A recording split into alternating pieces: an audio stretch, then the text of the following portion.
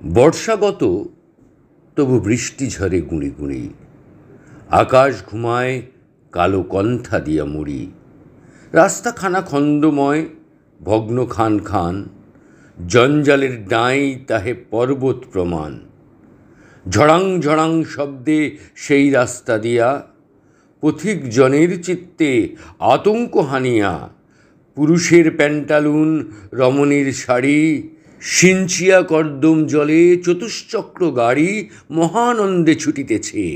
এমন দিনের প্রাতঃকালে দেখো হোথা সর্বজনীনের রক্তচক্ষু সৈন্যদল হাঁক পাড়ে, দাদা ঝটিতে গনিয়া দিন বাৎসরিক চাঁদা, না দিলে 50 টঙ্কা অতীব সত্তর, আলাহিদা করি দিব মুন্ড আর ধর। ওরে বাবা, এ দেখি বাঘের থাবা, গৃহস্থের শুকায় অন্তর। কে আছো বাঁচাও ভাই, নহিলে নিস্তার নাই, আসে তার কম্প দিয়া জ্বর। দুর্গতি নাশিনী মাগো, এ পাড়া ছাড়িয়া ভাগো, যদি নাহি ভক্তকে বাঁচাও।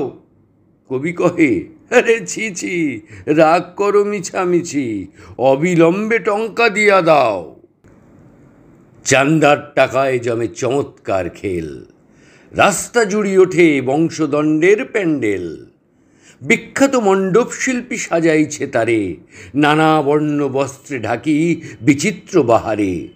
করিয়া বিদ্যুৎ চুরি গৃহস্থ পাড়ার, ঝুলাইছে বৈদ্যুতিক লণ্ঠনের ঝাড়। সেই সঙ্গে উদয়াস্ত উৎকট আওয়াজে চিত্ত বিনোদন লাগি ফিল্মি গানা বাজে।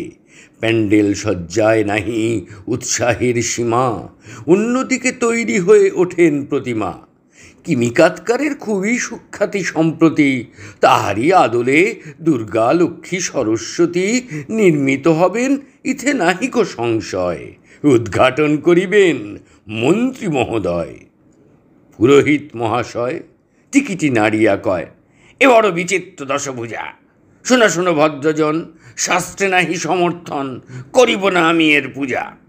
কবি কহে, করা চাই, পূজা আনতে চলো ভাই, 21 শতকে দিব পারি।